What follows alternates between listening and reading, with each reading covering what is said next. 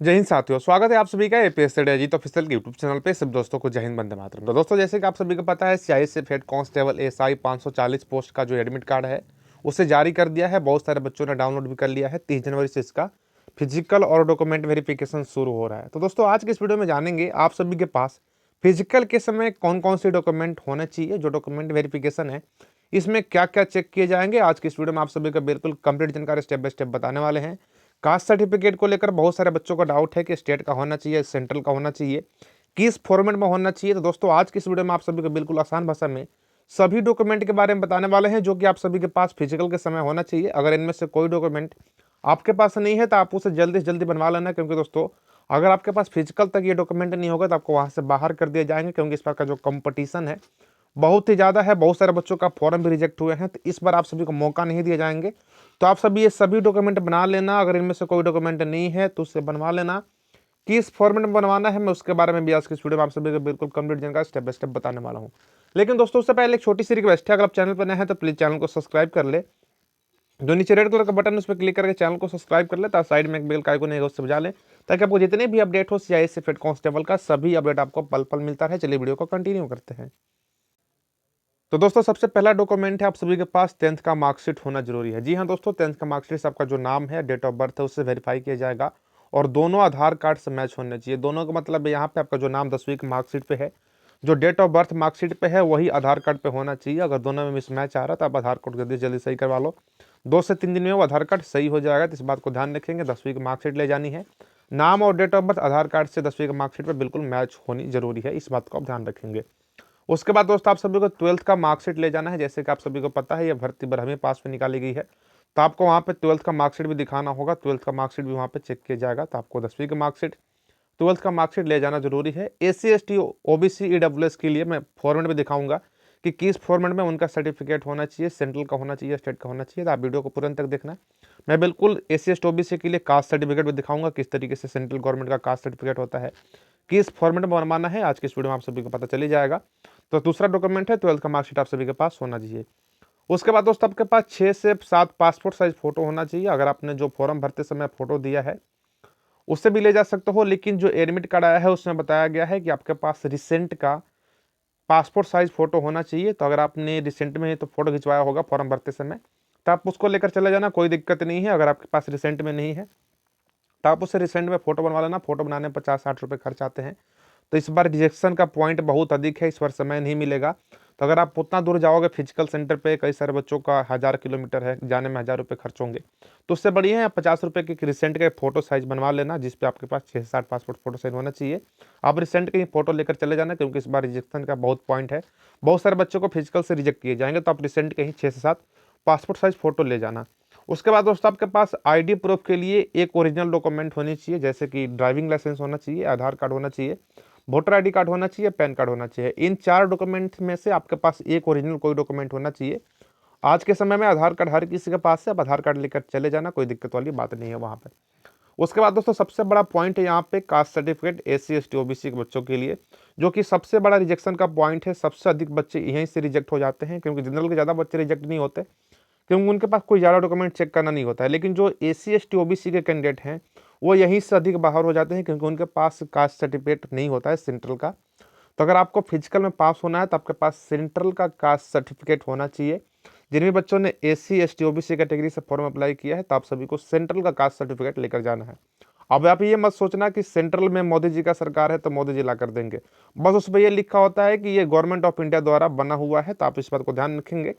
आपके पास सेंट्रल का SC ST OBC के जिन भी कैटेगरी से बच्चों इसमें फॉर्म अप्लाई किए हैं या नहीं, अगर आपने एससी एसटी ओबीसी से फॉर्म अप्लाई किया है तो आपके पास सेंट्रल का कास्ट सर्टिफिकेट होना चाहिए। किस तरीके से सेंट्रल का कास्ट सर्टिफिकेट होता है, वीडियो पूरा देखना, मैं उसमें बताऊंगा। और आप सभी को फॉर्मेट बताऊंगा किस फॉर्मेट में आप सभी का यहाँ पे कास्ट सर्टिफिकेट होना चाहिए। जिन बच्चों ने पहले से बनवा लिया है उनके लिए कोई दिक्कत नहीं है, इंग्लिश में हो हिंदी में हो, बस अंडरस्टैंडिंग होनी चाहिए। एंड कहने का मतलब ये है, अगर आपका सेंट्रल का कास्ट सर्टिफिकेट हिंदी में है, इंग्लिश में है, तो कोई दिक्कत नहीं होगी, दोनों फॉर्मेट में चल जाएगा।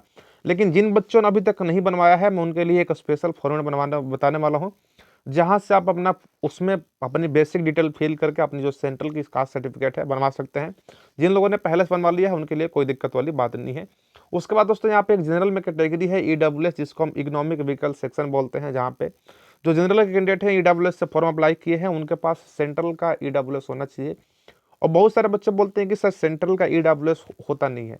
तो दोस्तों एक्चुअल में सेंट्रल और स्टेट का जो ईडब्ल्यूएस होता है अलग अलग होता है। कई राज्यों में क्या होता है, अगर मैं उत्तर प्रदेश का एग्जाम्पल दूं तो उत्तर प्रदेश में जो कंडीशन दिए गए हैं ईडब्ल्यूएस के लिए, अगर वो सेंट्रल से मैच हो जाती है तो कोई दिक्कत वाली बात नहीं है। कई जगह पे क्या होता है, जैसे कि बिहार हो गया, बाकी जितने भी राज्य हैं उन राज्यों में जो इकोनॉमिक्स व्हीकल सेक्शन का जो कंडीशन होते हैं वो सेंट्रल गवर्नमेंट के कंडीशन से मैच नहीं कर पाते हैं, जिस वजह से अलग अलग हो जाता है। तो मैं आप सभी के लिए एक फॉर्मेट बताने वाला हूँ जो ईडब्ल्यूएस से फॉर्म अप्लाई किए हैं उनके लिए भी उस फॉर्मेट है। उस फॉर्मेट में अपनी बेसिक डिटेल फिल करके किससे साइन मोहर करवाना है आप करवा लेना, आपका ईडब्ल्यूएस वैलिड हो जाएगा। तो इस बात को ध्यान रखेंगे, जितने भी बच्चों ने एससी ओबीसी से फॉर्म अप्लाई किया उन सभी के पास सेंट्रल कास्ट सर्टिफिकेट होना चाहिए। ईडब्ल्यूएस कैंडिडेट के लिए सेंट्रल का ईडब्ल्यूएस सर्टिफिकेट होना चाहिए, क्योंकि दोस्तों भर्ती सेंट्रल की है, तो इस बात को ध्यान रखना है।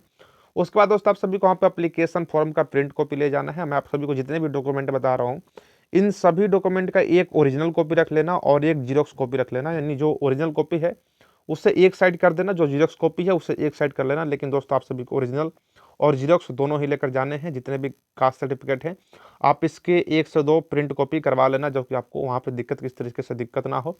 इस बात को ध्यान रखेंगे, एप्लीकेशन फॉर्म का आप सभी को प्रिंट कॉपी ले जाना है। उसके बाद दोस्तों आपके पास यहाँ पे डोमिसाइल सर्टिफिकेट होना चाहिए। जी हाँ दोस्तों, डोमिसाइल सर्टिफिकेट का मतलब होता है मूल निवास प्रमाण पत्र। अब जिस राज्य से हैं उस राज्य का आपके पास मूल निवास प्रमाण पत्र होना चाहिए। डिस्ट्रिक्ट लेवल से इसे बनवा लेना, किस तरीके से कोई दिक्कत नहीं होगी। तो दोस्तों ये है सभी डॉक्यूमेंट जो कि आप समय आपके फिजिकल के समय होना ही चाहिए। सबसे पहला डॉक्यूमेंट है 10th का मार्कशीट, दूसरा है 12th का मार्कशीट, 6 से 7 पासपोर्ट साइज फोटो होना चाहिए, driving licence, Aadhaar card, voter ID card, PAN card में से कोई एक डॉक्यूमेंट होना चाहिए। आधार कार्ड आप लेकर चले जाना, कोई दिक्कत नहीं होगी। एससी एसटी ओबीसी के लिए सेंट्रल का कास्ट सर्टिफिकेट होना चाहिए। ईडब्ल्यूएस के लिए सेंट्रल का ईडब्ल्यूएस सर्टिफिकेट होना चाहिए। एप्लीकेशन फॉर्म का प्रिंट कॉपी ले जाना है, डोमिसाइल सर्टिफिकेट ले जाना है। दोस्तों ये रहा कंप्लीट डिटेल डॉक्यूमेंट वेरिफिकेशन के बारे में। उसके बाद दोस्तों ये है सेंट्रल का कास्ट सर्टिफिकेट, जिसको लेकर बहुत सारे बच्चे कंफ्यूज होते हैं यहाँ पे। जैसे कि आप देख पा रहे हैं मेरे पास एक सेंट्रल का कास्ट सर्टिफिकेट है, जो कि एक किसी कैंडिडेट ने मुझे मैसेज किया था आप सभी को दिखाने के लिए कि सर जितने भी बच्चे जुड़े हैं आपके साथ उनको दिखा देना कि इस तरीके से यहाँ पे सेंट्रल का कास्ट सर्टिफिकेट होते हैं। यहाँ पे देख रहे हैं आप गवर्नमेंट ऑफ इंडिया यहाँ पे लिखा हुआ है, तो इसी तरीके से आप सभी का कास्ट सर्टिफिकेट होता है। और दोस्तों ओबीसी के लिए एक अलग से कंडीशन है, जो एससी एसटी वाले बच्चे हैं उनके लिए नहीं है। लेकिन जिन भी बच्चों ने ओबीसी से फॉर्म अप्लाई किया है उनके पास एक अलग से कंडीशन होता है, उनके पास नॉन क्रीमी लेयर सर्टिफिकेट होना चाहिए। जी हाँ दोस्तों, नॉन क्रीमी लेयर सर्टिफिकेट क्या होता है उसके बारे में बताऊंगा। तो दोस्तों ये है सेंट्रल का कास्ट सर्टिफिकेट, इस तरीके से देख सकते हैं यहाँ पे इनका जो बेसिक डिटेल्स है आपको यहाँ पे फिल किया जाता है। बाकी जो कंडीशन है सेंट्रल गवर्नमेंट के एससी एसटी ओबीसी के लिए सभी कंडीशन यहाँ पे मेंशन किए गए हैं। तो इस तरीके से सेंट्रल का कास्ट सर्टिफिकेट होता है। और दोस्तों एक बात को ध्यान रखना है, जो मैं बता रहा हूँ नॉन क्रीमी लेयर वो सिर्फ ओबीसी के लिए अप्लीकेबल है, बाकी किसी के लिए अप्लीकेबल नहीं है। तो जिन भी बच्चों ने ओबीसी कैटेगरी से फॉर्म अप्लाई किया है इस बात को ध्यान रखेंगे, अगर उनने कास्ट सर्टिफिकेट बनवा लिया है तो उनके कास्ट सर्टिफिकेट पे इस तरीके से लिखा होगा this is also rectified that does he does not belong to person creamy layer. जी हाँ दोस्तों, यहाँ पे क्रेमी लेयर का मतलब है कि ये क्रेमी लेयर से बिलोंग नहीं करते हैं, तो आप नॉन क्रेमी लेयर में आ गए। तो जिन भी बच्चों ने पहले से बनवा लिया है उनके पास कुछ इस तरीके से ये लाइन लिखा होगा, अगर आपके पास है तो आप देख लेना।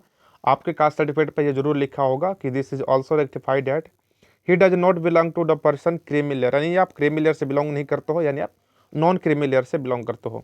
तो जिनके कास्ट सर्टिफिकेट पे ये लिखा है उनको अलग से सर्टिफिकेट बनवाने की जरूरत नहीं है। लेकिन जिन भी भाई के जिन्होंने ओबीसी से फॉर्म अप्लाई किया है उनके कास्ट सर्टिफिकेट पे नहीं लिखा है तो उनको एक क्रीमी नॉन क्रीमी लेयर का अलग से सर्टिफिकेट बनवाना होगा। तो दोस्तों ये रहा डॉक्यूमेंट वेरिफिकेशन के बारे में वीडियो, और ये रहा कास्ट सर्टिफिकेट किस तरीके से होता है। अब चलिए जानते हैं जिन बच्चों के पास अभी तक कास्ट सर्टिफिकेट नहीं है, जिन्होंने अभी तक नहीं बनवाया है, तो उनको किस फॉर्मेट में अपना कास्ट सर्टिफिकेट बनवाना है। तो दोस्तों जिन भी बच्चों ने अभी तक अपना कास्ट सर्टिफिकेट नहीं बनवाया है, ईडब्ल्यूएस सर्टिफिकेट नहीं बनवाया है, उन सभी के लिए सीआईएसएफ ने एक फॉर्मेट दिया है। आप इस फॉर्मेट में बनवा कर अपना ले जा सकते हैं, किस तरीके से कोई दिक्कत नहीं होगा। यह है सीआईएसएफ का ऑफिशियल नोटिफिकेशन, जिसमें आप सभी को एनेक्जर दिए गए हैं, फॉर्मेट दिया गया है कि किस फॉर्मेट में आप सभी का कास्ट सर्टिफिकेट होना चाहिए। तो आप टेलीग्राम ग्रुप ज्वाइन कर लेना, मैं वहाँ से इसको फॉर्मेट कर दूंगा, जहाँ से आप प्रिंट करवा के अपना बेसिक डिटेल फिल करके आप इस तरीके से बनवा सकते हो। जैसे कि आप देख पा रहे हो ये ऑफिशियल नोटिफिकेशन में यहाँ पे एनेक्जर 3 में दिए गए हैं।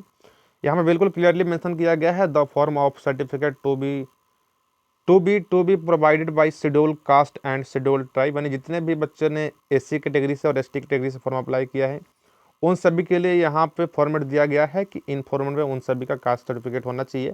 तो अगर आपने SC/ST से फॉर्म अप्लाई किया है तो आपको एनेक्जर 3 प्रिंट करना होगा और बाकी इसमें अपनी डिटेल्स भर देना होगा, जैसे कि आपका नाम क्या है, आपका पिताजी का नाम क्या है, गाँव क्या है, डिस्ट्रिक्ट क्या है, जो आपका स्टेट क्या है, बेसिक डिटेल फिल करके यहाँ पे आपको यहाँ से फॉर्म भर देना है। इस तरीके से SC/ST के लिए यहाँ पे एनेक्जर 3 दिए गए हैं। तो जिन भी बच्चों ने इसमें फॉर्म अप्लाई किया है SC/ST से, वो एनेक्जर 3 प्रिंट करवा के अपनी बेसिक डिटेल फिल करके यहाँ से अपना कास्ट सर्टिफिकेट बनवा सकते हैं, जैसे कि यहाँ पे देख पा रहे हैं, यहाँ बिल्कुल क्लियरली मेंशन किया गया है। और उसके बाद दोस्तों आपका किस किस का अप्रूवल है यहाँ पे, अगर आप इसको फिल करेंगे तो आपको किससे यहाँ पे साइन करवाना होगा, इसके बारे में भी यहाँ बताया गया है। और इस बात को ध्यान रखेंगे, जब भी आप साइन करवाएंगे तो उनका वहाँ पे स्टैम्प ड्यूटी भी होना चाहिए, यहाँ पे लिखा गया है। बिल्कुल क्लियरली इस बात को ध्यान रखेंगे। आप इसका जो साइन है डिस्ट्रिक्ट मजिस्ट्रेट से करवा सकते हैं, यानी जो जिला का DM है आप उससे साइन करवा सकते हैं। एक बार आप फिर से समझना, जितने भी बच्चों ने SC/ST से फॉर्म अप्लाई किया है एनेक्जर 3 को प्रिंट करेंगे। प्रिंट करने के बाद अपनी बेसिक डिटेल फिल करके इसको जो डिस्ट्रिक्ट मजिस्ट्रेट है उससे साइन करवा लेंगे। उनका जो स्टैम्प है वहाँ का, जो भी उनका मोहर है, वहाँ से उनका सिग्नेचर चाहिए और मोहर चाहिए, आप वहाँ से इनको साइन करवा सकते हो। यहाँ पे लिखा गया है लिस्ट ऑफ ऑथोराइज, कौन कौन लोग इसके लिए ऑथोराइज हैं इस फॉर्मेट को साइन करने के लिए। तो डिस्ट्रिक्ट मजिस्ट्रेट हैं, यानी डिस्ट्रिक्ट मजिस्ट्रेट का मतलब हो जाए जो आपके जिले के DM है उनसे साइन करवा सकते हो, या जो एडिशनल डिस्ट्रिक्ट मजिस्ट्रेट है आप उनसे साइन करवा सकते हो, जो कलेक्टर एंड ड्यूटी कमिश्नर हैं उनसे आप साइन करवा सकते हो। यहाँ पे जितने भी लोग इस पर साइन कर सकते हैं उन सभी यहाँ पे जो अधिकारी हैं उनके यहाँ पे नाम दिया गया है। तो SC/ST वाले इस बात को ध्यान रखेंगे। एनेक्जर 3 प्रिंट करवा के डिस्ट्रिक्ट मजिस्ट्रेट से या एडिशनल डिस्ट्रिक्ट मजिस्ट्रेट से यहाँ पे साइन मोहर करवा के अपनी जो कास्ट सर्टिफिकेट है यहाँ पे तैयार कर सकते हैं। और उसके बाद यहाँ पे बिल्कुल क्लियरली मेंशन किया गया है कि ST candidate belong to Tamil Nadu state. जो लोग यहाँ पे तमिलनाडु स्टेट से बिलोंग करते हैं उनके लिए सिर्फ यहाँ पे जो रेवेन्यू डिविजनल ऑफिस है वही इसके लिए अप्लीकेबल है। बाकी सभी राज्य के लिए डिस्ट्रिक्ट मजिस्ट्रेट साइन कर सकते हैं। जो तमिलनाडु से बिलोंग करते हैं उन सभी बच्चों का यहाँ से इस जगह से जो रेवेन्यू डिवीजन ऑफिसर उनको वहाँ से साइन करवाना होगा। बाकी सभी स्टेट का अपने डिस्ट्रिक्ट मजिस्ट्रेट से साइन करवा सकते हैं। उसके बाद दोस्तों यहाँ पे एनेक्जर 4 में OBC के लिए दिया गया है कि जो बच्चे OBC के हैं उनके पास इस लेवल का, इस फॉर्मेट में उनका सर्टिफिकेट होना चाहिए। मैं बता रहा हूँ जिनके पास नहीं है, जिन्होंने अभी तक नहीं बनवाया है, जो लोग बनवा लिए हैं उससे कोई दिक्कत नहीं होगी, बहुत अच्छी बात है। लेकिन जो लोगों ने नहीं बनवाया इस बात को ध्यान रखेंगे। और दोस्तों इसका जो लास्ट डेट था ना उस दिन तक इसका डॉक्यूमेंट वैलिड है, यानी उसके पहले का डॉक्यूमेंट वैलिड है, उसके बाद का डॉक्यूमेंट यहाँ वैलिड नहीं है। तो इस बात को ध्यान रखेंगे। अगर आपने पहले से नहीं बनवाया है तो फिर भी आप इससे बनवा लेना, किस तरीके से कोई दिक्कत नहीं होगी। जिन भी बच्चों ने OBC के लिए फॉर्म अप्लाई किया है तो एनेक्जर 4 यहाँ से प्रिंट करके अपनी बेसिक डिटेल यहाँ पे भर देंगे। उसके बाद इसको डिस्ट्रिक्ट मजिस्ट्रेट से यहाँ पे साइन करवा देंगे। यहाँ पे लिखा गया है OBC का मतलब होता है अदर बैकवर्ड कास्ट क्लासेस के लिए यहाँ पे इस फॉर्मेट में अप्लीकेबल है। किस फॉर्मेट में आप अपनी बेसिक डिटेल भर के जो डिस्ट्रिक्ट मजिस्ट्रेट है उनसे साइन करवा सकते हो। यहाँ पे देखो लिखा गया है डिस्ट्रिक्ट मजिस्ट्रेट के यहाँ पे साइन होना चाहिए, जो डिप्टी कमिश्नर है उनका साइन यहाँ पे होना चाहिए। बाकी आप सभी का यहाँ बिल्कुल कंप्लीट डिटेल्स यहाँ पे दी गई है, जैसे कि आप देख सकते हो। इसमें आप बिल्कुल अच्छे तरीके से आप देख सकते हो, यही है क्रीमी लेयर। यहाँ पे जैसे मैंने आप सभी को जो पहला वाला कास्ट सर्टिफिकेट था उसमें दिखाया था, यहाँ पे लिखा हुआ था this is also rectified date, यहाँ पे जो आपका नाम लिख जाएगा not belong to creamy layer. तो इस तरीके से आप बनवा सकते हो, किस तरीके से दिक्कत नहीं होगी। जिसके पास क्रीमी लेयर का सर्टिफिकेट नहीं है तो आप यहाँ से डिस्ट्रिक्ट मजिस्ट्रेट से अपना जो साइन है करवा सकते हो। उसके बाद दोस्तों यहाँ पे EWS के लिए एक फॉर्मेट दिया गया है कि जितने भी लोग यहाँ पे EWS से हैं वो उसके लिए बनवा सकते हैं। यहाँ पे देखो दोस्तों यहाँ पे लिखा हुआ है गवर्नमेंट ऑफ द स्टेट्स, तो आप ये क्या लिखोगे, यहाँ पे लिख दोगे आप गवर्नमेंट ऑफ इंडिया। आप जिस राज्य को उस राज्य का नाम नहीं लिखोगे क्योंकि सेंट्रल का होना चाहिए, तो यहाँ पे लिख देना आप गवर्नमेंट ऑफ इंडिया। उसके बाद इससे आप अपनी बेसिक डिटेल फिल करके, जिन भी लोगों ने EWS फॉर्म अप्लाई किया है एनेक्जर 5 प्रिंट कर लेंगे, अपनी बेसिक डिटेल फिल करके यहाँ पे जो यहाँ पे सिग्नेचर ऑफ दिया गया है कौन कौन से लोग इसके लिए ऑथोराइज हैं, तो जो डिस्ट्रिक्ट मजिस्ट्रेट है आप उनसे यहाँ पे साइन करवा लेना, किस तरीके से दिक्कत नहीं होगी। तो दोस्तों मैंने कंप्लीट डिटेल आप सभी को बता दिया है कि डॉक्यूमेंट वेरिफिकेशन कौन कौन सी डॉक्यूमेंट होना चाहिए, किस फॉर्मेट में आप सभी को अपना सभी डॉक्यूमेंट लेकर जाना है। SC/ST वाले एनेक्जर 3 प्रिंट करके अपने डिस्ट्रिक्ट मजिस्ट्रेट से साइन करवाएंगे। जो OBC के लिए हैं, जिन्होंने OBC से फॉर्म अप्लाई किया है वो एनेक्जर 4 अपना फिल करेंगे और डिस्ट्रिक्ट मजिस्ट्रेट से साइन करवा लेंगे। उसके बाद जिन लोगों ने EWS से फॉर्म अप्लाई किया है एनेक्जर 5 फिल करेंगे, उसके बाद डिस्ट्रिक्ट मजिस्ट्रेट से साइन करवा लेंगे। तो दोस्तों ये है कंप्लीट वीडियो जो कि मैंने आपको बिल्कुल स्टेप बाय स्टेप बता दिया है। वीडियो कैसे लिए कमेंट बॉक्स में जो बताना। चैनल पर नया है तो प्लीज़ चैनल को सब्सक्राइब कर देना, इस वीडियो को प्लीज़ अधिक से शेयर कर देना ताकि जो भी बच्चों को नहीं पता है सभी बच्चा अपना इस तरीके से डॉक्यूमेंट तैयार कर सके। मिलते हैं नए वीडियो में किसी नए अपडेट के साथ, तब तक के लिए जय हिंद, जय भारत, वंदे मातरम।